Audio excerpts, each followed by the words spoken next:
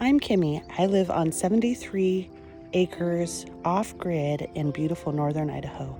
My best friend bought the land and invited me to leave my city life to come help her build a homestead. And this is my journey.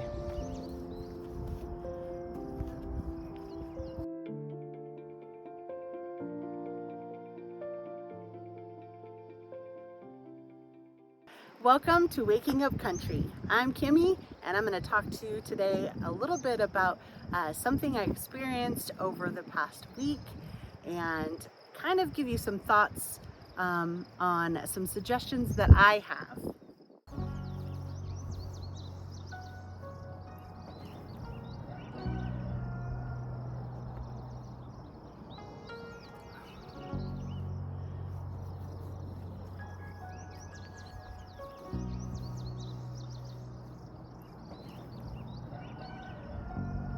In fourth grade, I was given this book. It was a big book of bugs, and I'd walk around my house and I would identify different bugs. I was quite the tomboy back then.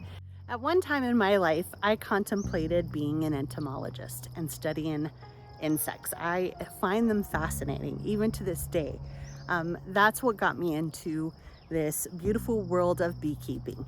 My best friend invited me on this farm, this 73 acres off grid, and I had already been researching bees and thinking about getting a beehive at some point, and that just propelled my dream forward, and that's what started my journey with the bees.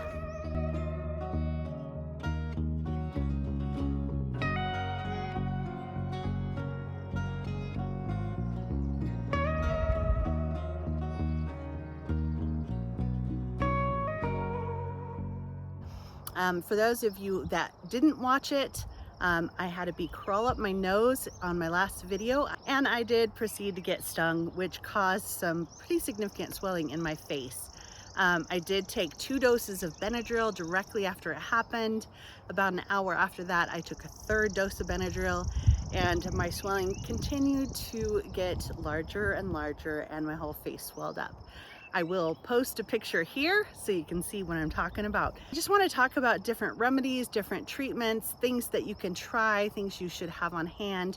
This is my recommendation. I am not giving you advice as a medical professional. I am giving you advice as a beekeeper that has recently had a sting. You should talk with your medical professional if you are going to be around bees or have had a reaction to bees in the past, of course.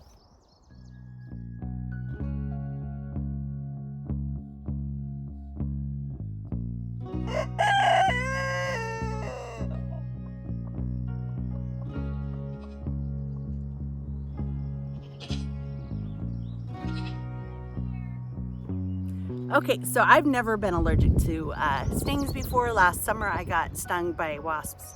5 separate occasions without any problems other than some local swelling. I do have a topical sting remedy, and I also always carry Benadryl on hand. However, I have a reaction to Benadryl. I get terrible insomnia, I get restless legs, so it's always good to have a backup plan as well. When I had this recent sting, the Benadryl, I took 2 doses of the Benadryl without much effect, and I did go ahead and take a 3rd dose to see if that would help. I had a lot of swelling into my eye, had a lot of swelling down under my chin, and the Benadryl itself didn't seem to do a whole lot as far as the swelling goes. Famotidine is a histamine 2 blocker, and what that means is it will block that allergic reaction that you may have. It is Pepsidase C, so it's specifically made for an acid reducer. So my friends recommended that I try that with some ibuprofen, and it worked like a charm. So that is a great thing to have on hand in case you get a sting. You want to have something as a backup plan, and that worked very well for me.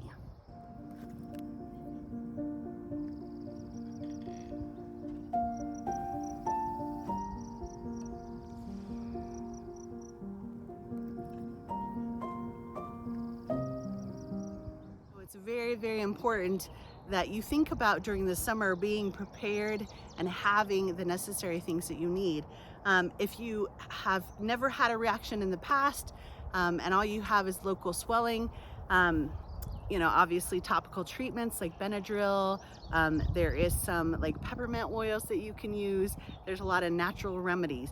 But if you get a lot of swelling, things like Benadryl, ibuprofen, famotidine, which is also Pepsid-AC, works very well for a bee sting.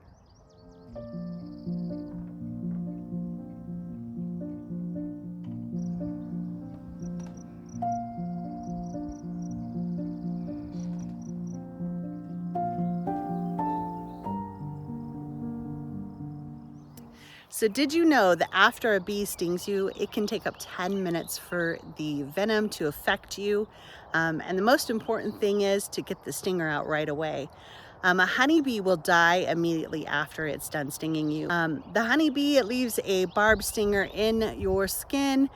It pulls out the intestines, it pulls out the digestive tract, and that bee will then lose its life.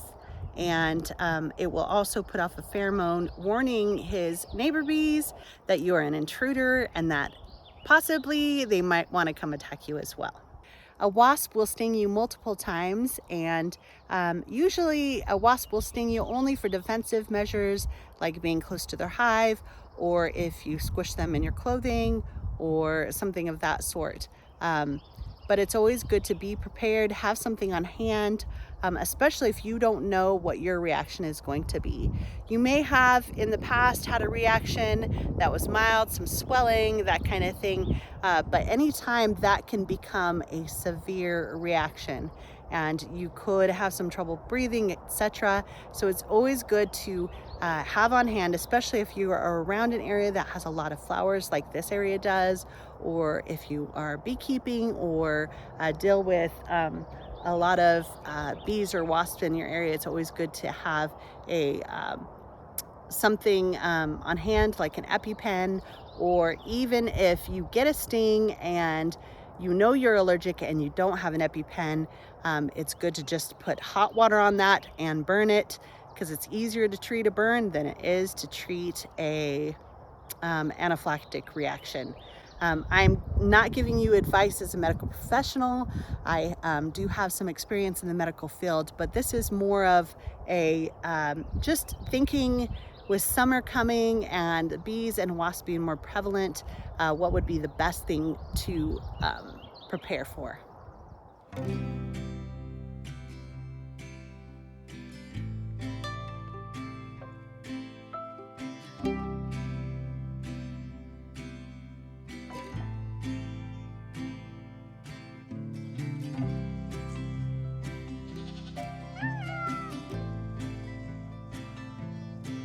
So I want to thank you today for coming and following along on my journey. I so greatly appreciate you watching. I look forward to seeing you again next week. Stay safe and God bless. Take care. Bye.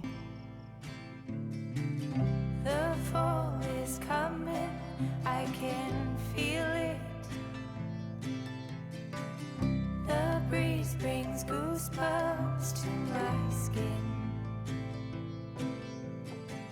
So I'll throw